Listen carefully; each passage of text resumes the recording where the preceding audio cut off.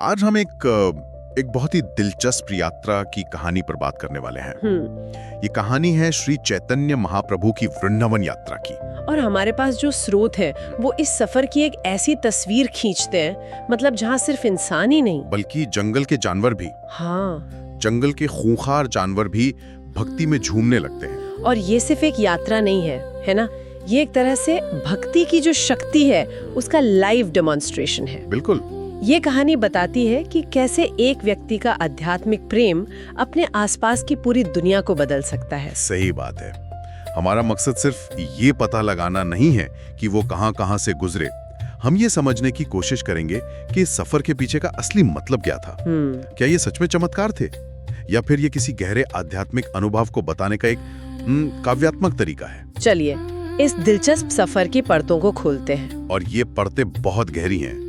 ये कहानी दर्शन, चमत्कार और इंसानी भावनाओं का एक कमाल का मिश्रण है। तो कहानी की शुरुआत होती है रथ यात्रा के ठीक बाद। जी। श्री चैतन्य वृंदावन जाने का फैसला करते हैं। लेकिन यहाँ एक अजीब बात है, वो बिल्कुल अकेले और छिप कर जाना चाहते हैं। हाँ। स्रोत में उनके शब्द है, मैं सुबह सुबह निकल जाऊंगा जंगल के रास्ते से, किसी को पता नहीं चलेगा, मैं किसी को साथ नहीं लूंगा। ये थोड़ा अजीब नहीं लगता? मतलब इतनी बड़ी हस्ती और ऐसे चोरों की तरह निकलना चाहते हैं। देखिए ये अजीब लगता है, लेकिन इसके पीछे एक बहुत ठोस वजह है। अच्छा। स्रोत बताते हैं कि इससे पहले भी उन्होंने वृंदावन जाने की कोशिश की थी, लेकिन अपने भक्तों के साथ, और वो कोशिश एक तमाशे में बदल गई थी। ओहो। हजारों की भीड़ उनके पीछे चल पड़ी थी, जिससे पूरा रास्ता जैम हो गया और यात्रा का जो आध्यात्मिक मकसद था वो ही खत्म हो गया था। अच्छा, तो इस बार वो उस गलती को दोहराना नहीं चाहते थे। बिल्कुल, वो एक पर्सनल, एक गहरा अनुभव चाहते थे, न कि एक पब्लिक जुलूस। समझ गया। तो ये भीड़ से बचने की एक प्रैक्टिकल स्ट्रेटजी थी, लेकिन फिर भी उनके भक्त कहाँ मानने वाले थे। हाँ, वो तो जिद करेंगे ही। उन्होंने जिद करके किसी एक को साथ जाने के लिए मना ही लिया और चुना गया बलभद्र भट्टाचार्य को। जी। ये चुनाव भी बड़ा दिलचस्प है। कोई बड़ा विद्वान नहीं, बल्कि एक ऐसा व्यक्ति जो रास्ते में खाना बना सके, भिक्षा मांग सके। और यहीं पर ये कहानी बहुत मानवीय हो जाती है। ये दिखाती है कि चाहे कोई कितना भी बड़ा आध्यात्मिक व्यक्ति क्यों ना हो, उसे भी जमीनी हकीकत का सामना करना पड़ता है। सही बात है। सफर में भूख लगेगी, रहने की जगह चाहिए होगी। बलभद्र भट्टाचार्य उस दिव्यता को जमीन से जोड़े रखने वाले व्यक्ति हैं। मतलब एक साइलेंट ऑर्गेनाइजर की तरह। हाँ, कह सकते हैं। वो इस पूरी अलौकिक यात्रा के साइलेंट ऑर्गेनाइजर हैं, जो ये पक्का कर रहे थे कि भगवान को जंगल में भूखा ना रहना पड़े। तो मतलब एक तरफ है आध्यात्मिक खोज की ऊंची उड़ान और दूसरी तरफ है चावल दाल का सीधा साधा इंतजाम। बिल्कुल। ये दोनों साथ साथ चल रहे हैं। और बलभद्र का होना इसलिए भी जरूरी है क्योंकि आगे जो होने वाला है उसके वो अकेले गवाह हैं। उनके बिना शायद ये कहानी हम तक इस तरह पहुंचती ही नहीं। और अब हम कहानी के उस हिस्से पर आते हैं जिसके बारे में सुनकर मतलब दिमाग चकरा जाता है। झारखंड के जंगल। वो झारखंड के घने जंगलों में पहुंचते हैं और स्रोत के मुताबिक वहाँ के बाघ, हाथी, हिरण सब कृष्ण कृष्ण बोलकर नाचने लगते हैं। यहाँ तक कि वो एक बाघ को अपने पैर से छूते हैं और वो बाघ भी नाचने लगता है। हाथियों के झुंड पर पानी छिड़कते हैं और वो भी जाप करने लगते हैं। मतलब ये हो क्या रहा है? देखिए, अगर हम इसे सिर्फ एक बाहरी घटना की तरह देखेंगे तो ये अविश्वसनीय ही लगेगा। हाँ बिल्कुल। लेकिन भक्ति के नजरिए से देखें तो ये हरि नाम की शक्ति का चरम प्रदर्शन है। इसका मूल विचार ये है कि भगवान का नाम खुद भगवान जितना ही शक्तिशाली है। अच्छा। और उसका असर सिर्फ इंसानों पर नहीं, बल्कि सृष्टि के हर कण पर होता है, चाहे वो पेड़ पौधे हो या जानवर। लेकिन बाघ और हिरण का एक साथ नाचना, वो तो जन्मों के दुश्मन है। जी, कहानी में तो यहाँ तक कहा गया है कि वो एक दूसरे को गले लगा रहे थे, चूम रहे थे। ये तो प्रकृति के नियम के खिलाफ है। और यही तो इसका मुख्य बिंदु है, यही तो चमत्कार है। अच्छा। ये दिखाया जा रहा है कि दिव्य प्रेम की मौजूदगी में प्रकृति के नियम भी बदल जाते हैं। दुश्मनी खत्म हो जाती है। हाँ। ये एक तरह से वृंदावन की झलक है, जिसे आध्यात्मिक दुनिया में एक ऐसी जगह माना जाता है जहाँ कोई किसी का दुश्मन नहीं है। तो जंगल में ये घटनाएं उस आने वाले वृंदावन के अनुभव का एक ट्रेलर है। मतलब ये चैतन्य के ऑरा का प्रभाव था। बिल्कुल। उनका ऑरा इतना शक्तिशाली था कि उसने जंगल के स्वाभाविक हिंसक माहौल को भी प्रेम और शांति में बदल दिया। और बेचारे बलभद्र भट्टाचार्य ये सब अपनी आंखों से देख रहे हैं, उनकी क्या हालत हो रही होगी। सोचिए जरा। स्रोत कहता है कि वो पूरी तरह से चकित और हैरान थे। चकित तो बहुत छोटा शब्द है। आप सोचिए उनकी हालत। आप किसी के साथ सफर पे निकले हैं और अचानक आपके सामने नाचते हुए बाघों का झुंड आ जाए। डर लगेगा पहले तो। हाँ, पहली प्रतिक्रिया तो डर की ही होगी। और स्रोत में इस बात का जिक्र भी है कि वो डर गए थे, लेकिन जब उन्होंने देखा कि ये जानवर हमला नहीं कर रहे बल्कि भक्ति में लीन है, तो उनका डर आश्चर्य में बदल गया। तो बलभद्र का किरदार हम जैसे आम लोगों के लिए है। बिल्कुल, वो हमारी आंखों और कानों का काम कर रहे हैं। उनका आश्चर्य ही इन घटनाओं को विश्वसनीय बनाता है। वो इस कहानी में यथार्थ का लंगर है। जंगल में इस तरह के चमत्कार देखने के बाद सफर एक बिल्कुल अलग मोड़ लेता है। जी। वो शहरों की तरफ बढ़ते हैं और ज्ञान के सबसे बड़े गढ़ वाराणसी यानी काशी पहुंचते हैं। यहाँ का माहौल जंगल की शांति से बिल्कुल अलग था। यहाँ उन्हें पुराने दोस्त तो मिलते हैं, लेकिन साथ ही जबरदस्त विरोध का भी सामना करना पड़ता है। हाँ, क्योंकि काशी उस वक्त एक खास तरह की सोच का केंद्र था, जिसे मायावादी दर्शन कहते हैं। मायावादी दर्शन, आसान शब्दों में इसका क्या मतलब है? आसान शब्दों में कहें तो ये लोग मानते थे कि परम सत्य या भगवान एक निराकार शक्ति है, एक ऊर्जा। अच्छा, जिसका कोई रूप नहीं है। हाँ, जिसका कोई रूप या व्यक्तिगत गुण नहीं है। इसे ही वो निराकार ब्रह्म कहते थे। उनका रास्ता ज्ञान और तर्क का था। और चैतन्य का रास्ता ठीक इसके उल्टा था। बिल्कुल। वो पर्सनल भगवान में विश्वास रखते थे, कृष्ण में, जिनके प्रति प्रेम और भक्ति ही सब कुछ है। तो ये तो दिल और दिमाग की, या कह सकते हैं भक्ति और ज्ञान की सीधी टक्कर थी। एकदम। और इस टक्कर के सबसे बड़े चेहरे थे प्रकाशानंद सरस्वती, जो मायावादी सन्यासियों के गुरु थे।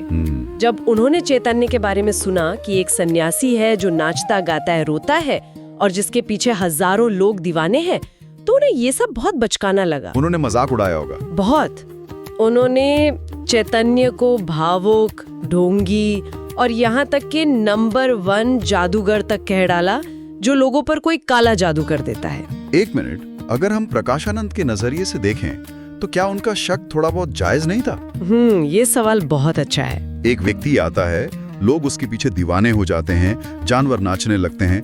किसी भी तर्कवादी विद्वान के लिए इसे जादूगरी या सम्मोहन कहना स्वाभाविक लग सकता है। हाँ, उनके नजरिए से ये सब तर्क के दायरे से बाहर था। वो ज्ञान और वेदों के विश्लेषण से सत्य को समझना चाहते थे। उनके लिए भावनाएं एक तरह की कमजोरी थी।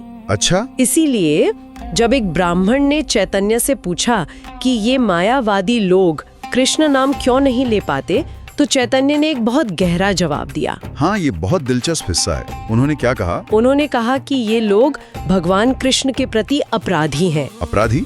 ये तो बहुत भारी शब्द है। हाँ, इसका मतलब ये था कि क्योंकि वो कृष्ण के व्यक्तिगत रूप को नहीं मानते, उन्हें सिर्फ एक निराकार ऊर्जा का हिस्सा मानते, इसलिए कृष्ण का नाम, जो खुद कृष्ण से अलग नहीं है, उनकी जुबान पर आता ही नहीं। मतलब नाम लेने के लिए भी कृपा चाहिए। भक्ति के सिद्धांत के अनुसार बिल्कुल। तो एक तरह से वो कह रहे थे कि ज्ञान के अहंकार ने उन्हें उस कृपा से दूर कर दिया है। और इसी माहौल में चैतन्य ने वो मशहूर बात कही थी, जी, मैं इस काशी नगरी में अपनी भावुकता का खजाना बेचने आया हूँ, लेकिन मुझे कोई खरीदारी नहीं मिल रहा। ये कहने का कितना काव्यात्मक तरीका है। ये लाइन इस पूरे टकराव का सार है। वो कह रहे हैं कि मैं यहाँ बहस करने नहीं आया हूँ, मैं तो प्रेम बांटने आया हूँ, लेकिन यहाँ ज्ञान के बाजार में मेरे प्रेम के माल का कोई ग्राहक ही नहीं है। और अगर कोई नहीं खरीदेगा तो ये भारी बोझ मुझे वापस लेकर जाना पड़ेगा।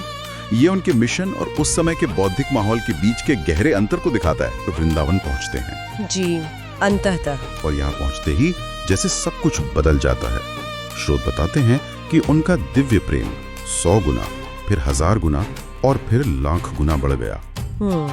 जैसे ही उन्होंने यमुना नदी को देखा, वो दीवानों की तरह उसमें कूद पड़े।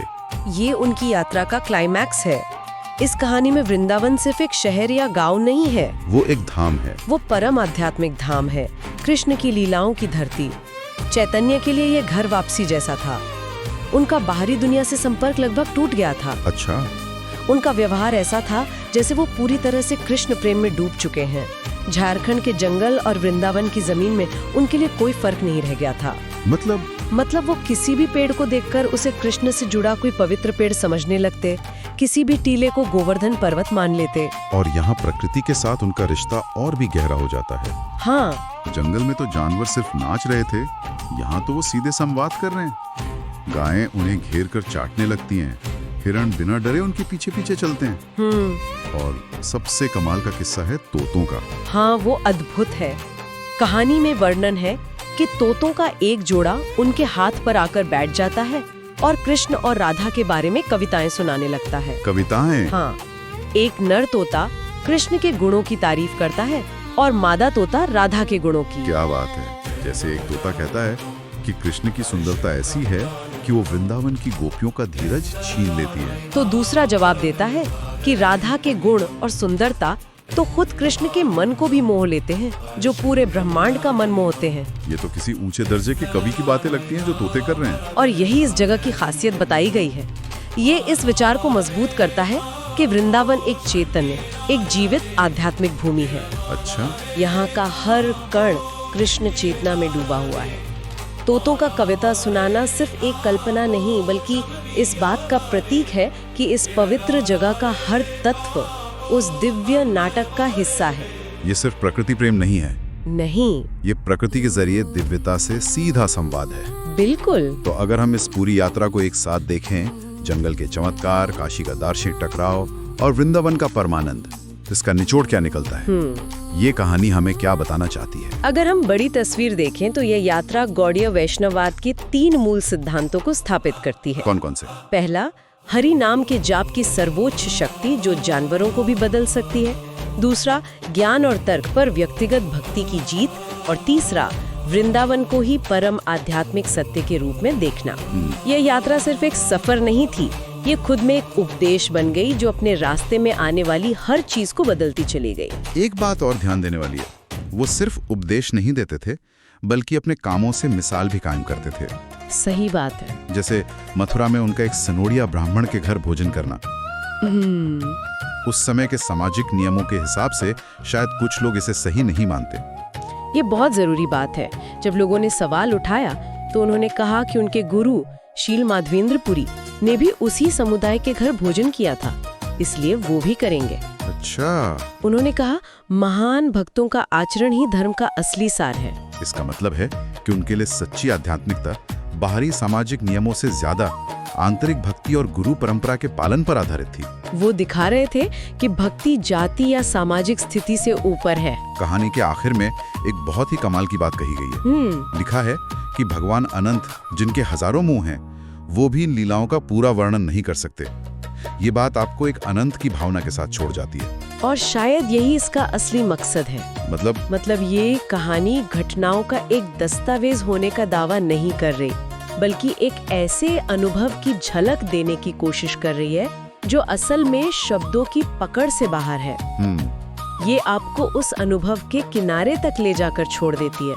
इससे एक सवाल मन में आता है, और शायद यही सवाल हमारे श्रोताओं के लिए भी है। अगर कोई कहानी एक ऐसे अनुभव के बारे में है जिसे पूरी तरह बताया ही नहीं जा सकता, तो फिर उस कहानी को सुनाने का असली मकसद क्या है?